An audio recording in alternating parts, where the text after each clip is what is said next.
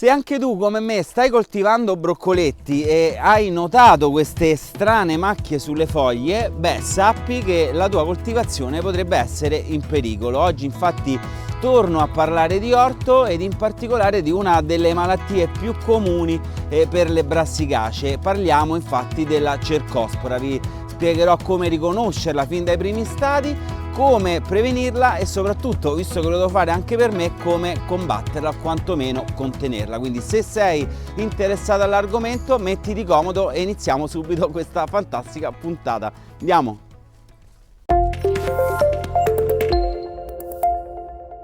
Ragazzi, eccoci qua, benvenuti o bentornati su Green Italy. Per chi non mi conoscesse, io sono Claudio, sono un imprenditore agricolo e in questo canale vi parlo di come coltivo il mio orto domestico. E nella puntata di oggi, come vi dicevo nella intro, vi parlo di una delle più comuni malattie fungine che spesso e volentieri va a colpire sia le brassicacee, quindi cavoli, broccoli, broccoletti, ma anche è molto comune sulle cucurbitacee, quindi zucca, zucchine, cetrioli. Un aspetto fondamentale risulta la prevenzione, quindi andare tra l'altro a riconoscere fin dai primi stadi il sorgere di questa malattia, quindi direi di partire proprio da qui. Allo stato primordiale la malattia si sviluppa attraverso dei piccoli puntini, delle piccole spore fungine che possiamo notare nella pagina superiore della foglia. Adesso lo stato primordiale non ce l'ho perché obiettivamente la malattia è già partita, però diciamo che questo è sicuramente uno stato intermedio, quindi andiamo a notare queste macchie che appunto da bianche diventano marroncini, ok, eccole qui, che vanno poi a necrotizzare la foglia. Quando la pianta è colpita, ecco, pesantemente, queste necrosi vanno a distruggerla completamente e quindi è anche facile intuire che quando ci troviamo con una foglia in questo stato il processo di fotosintesi viene meno, la pianta di conseguenza è più debole e sicuramente anche meno produttiva, ma come ho detto, se non prendiamo immediatamente provvedimenti perdiamo completamente il raccolto. Ma come si sviluppa questa malattia? Beh, come tutte le malattie fungine si sviluppa quando sono presenti questi due fattori. Uno è l'alta e prolungata umidità, e questo è dovuto anche alle condizioni meteo che abbiamo vissuto in queste settimane, e soprattutto quando le temperature sono superiori ai 17 gradi e come adesso sono le 10:30 del mattino, vi devo dire la verità, inizia a fare veramente caldino, quindi sicuramente la temperatura è superiore ai 20 gradi. Quindi questi sono i due fattori scatenanti. A complicare la situazione sono, come ho detto, le piogge, che tra l'altro sono un veicolo di trasporto delle spore fungine, ma anche e soprattutto il vento, perché dovete immaginare che la spora fungina è un po' come il fiore del dente di leone, comunemente chiamato soffione, quindi quando c'è vento praticamente le spore fungine vanno a posarsi sia sul terreno e si vanno a posare anche su altre piante e quindi diciamo c'è una propagazione molto veloce. Quindi come fare per intervenire? Beh, innanzitutto, come sempre, soprattutto se si utilizza un'agricoltura dove non c'è chimica e si lavora sul biologico, è meglio agire di prevenzione. Quindi andiamo a capire insieme quali sono le misure che ci permettono di prevenire questa malattia fungina. Andiamo. Partirei da un monitoraggio costante e periodico. Dobbiamo controllare regolarmente le nostre piante per consentire di individuare in maniera precoce segni di infezione, quindi macchie o danni sulle foglie. Importante la rimozione delle foglie infette che dobbiamo allontanare, possibilmente distruggerlo, questo per impedire che le spore fungine si diffondano in maniera ulteriore sulla nostra coltivazione.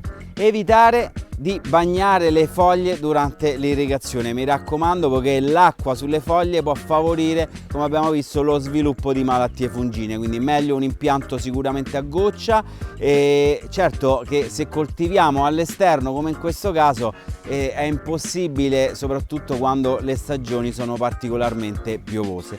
Pertanto una buona pratica agricola è sicuramente quella che ci hanno insegnato i nostri nonni, ossia la rotazione colturale. Dobbiamo evitare di piantare la stessa pianta nello stesso punto. Pensate che degli studi hanno verificato che le spore appunto della cercospora rimangono nel terreno anche per 3 anni, quindi meglio far passare questo periodo prima di ripiantare nella stessa posizione. Una cosa che possiamo fare è sicuramente quella di rispettare il sesso d'impianto, quindi lasciando la giusta distanza tra una pianta e l'altra per garantire una maggiore circolazione d'aria e soprattutto per permettere ai raggi solari di andare a scaldare e asciugare completamente la foglia, e ciò eviterà sicuramente il propagarsi delle malattie fungine.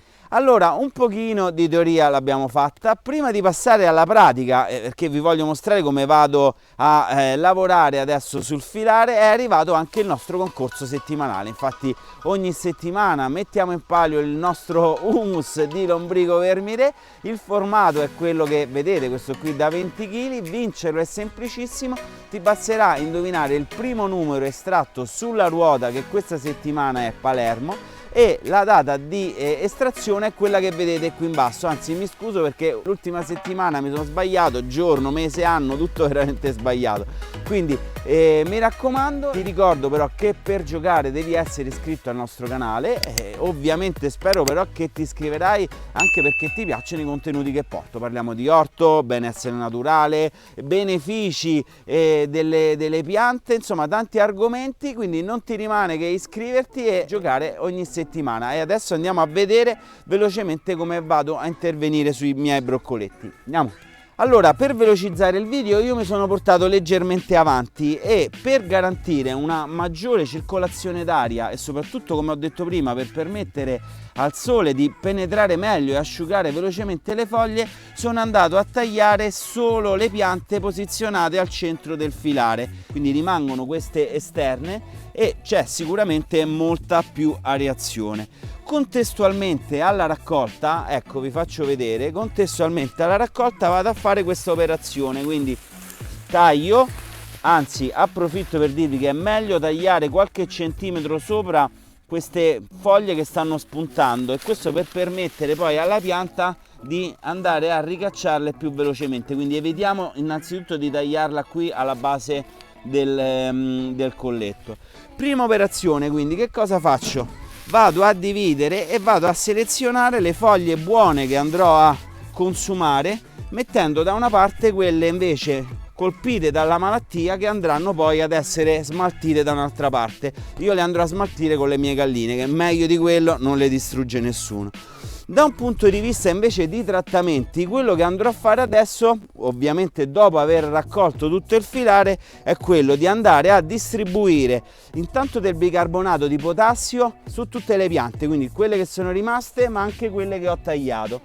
Il sale di potassio, l'abbiamo visto già diverse volte in altri video, è un antifungino, nel senso che ci va a lavorare su 2 aspetti. Uno è quello di aumentare l'alcalinità della foglia, quindi questo rende le condizioni sfavorevoli per la proliferazione dei funghi, ma soprattutto, essendo un sale, ma sempre nei limiti del possibile perché siamo in autunno, quindi spesso piove, va ad assorbire quell'umidità che rimane sulla foglia. Guardate, quindi siamo già alle 10:30, c'è sempre la guazza, ok? È questa che poi ci va a causare la malattia.